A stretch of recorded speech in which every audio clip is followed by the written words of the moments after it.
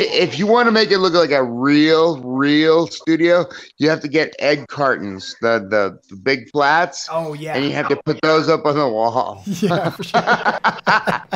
the carton, the cases they come in. Dude, that was, I don't think you understand. We would get fucking anything we could find, like as like young musicians, we would like get egg cartons, we get foam, we get plywood.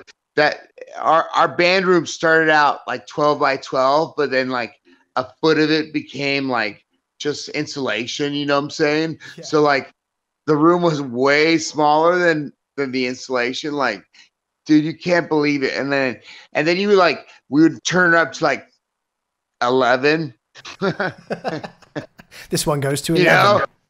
And one of us would go outside and we'd close the door and he'd be like, I can't hear a thing. It's fucking so cool, you know? That's awesome, dude. Well, nowadays they make some these like memory foam. They're like little slabs of memory foam that they sell now for pretty cheap, and it's pretty easy to get a hold of those and put those up on the wall now. So I'm not using egg cartons. We suffered back in the metal days. You had to suffer. You had to find a fucking jam room. You had to insulate it yourself. It was a big fucking deal, man. It's like people would come out to your band room and you'd be like, fuck, our band room is kind of cool and shit.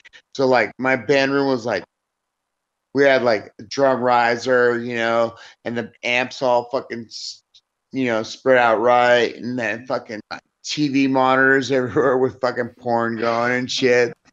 Yeah. And we bring chicks over there and we're like, fuck, I wonder why the chicks fucking get the fuck out of here all the time. Yeah, right. They're not seeming to like the ambiance in here. Is it the porn or is it the egg cartons?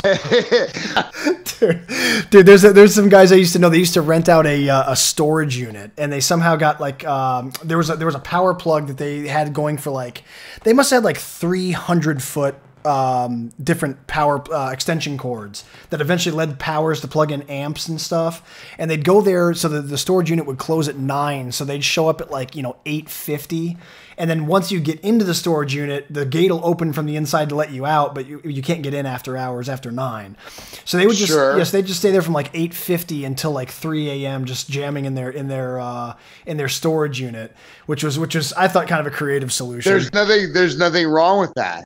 Yeah, they're off by themselves. They're not bothering anybody. There's no neighbors, you know. Dude, I don't think you understand.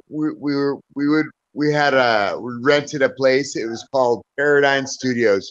It was down by the fucking Oakland BART. Is like the most ghetto fucking area you can fucking even believe. It's like, no, I don't think you understand. It's like if you were out there and one of these things sees you, it's like Gollum. It's like precious.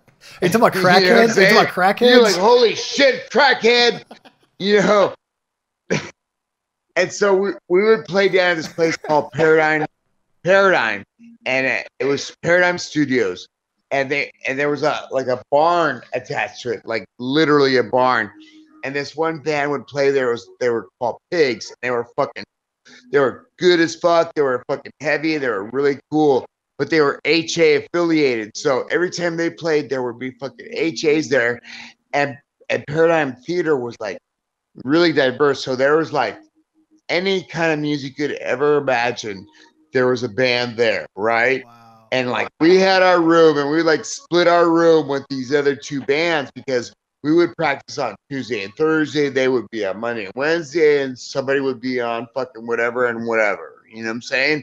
Like, because it was so expensive to have a fucking studio.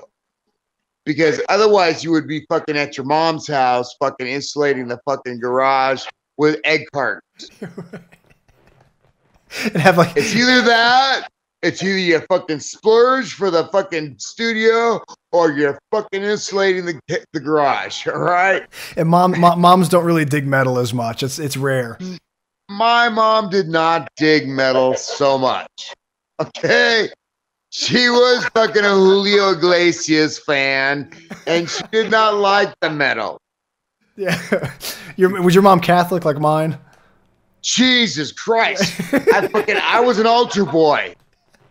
I got catechism. I'm all fucked up because of that shit. Yeah, dude. No, when we first got into metal as kids, yeah, she was not having it at first. We had to like. My mom is not happy that I'm 666, the number of the beast. Oh, dude, I was just listening to. You know what album I was just re-listening to was Brave New World, the whole Brave New World album. Fucking Bruce Dickinson, it really like when the transition happened and everything, it was like, oh, Iron Maiden's getting a new singer, and we're like, fuck, why'd they get rid of fucking, what's his name, Paul Di'Anno? And I was like, everybody's like, oh, because he was a fucking drunk and he couldn't fucking make the tour. And I'm like, fuck, I was like, fuck. And so they got Bruce from fucking Samson. Yeah. I don't know if you check out Samson if you want to hear where Bruce. That was the band he was in before. Yeah. Were they any good? What were they like? And then Bruce, they're fucking cool as fuck. But needless to say, fucking Bruce Dickinson is fucking a fucking stud. He's a fucking stud, bro. And he's a showman. He doesn't fucking stop moving. He's fucking, he's a showman.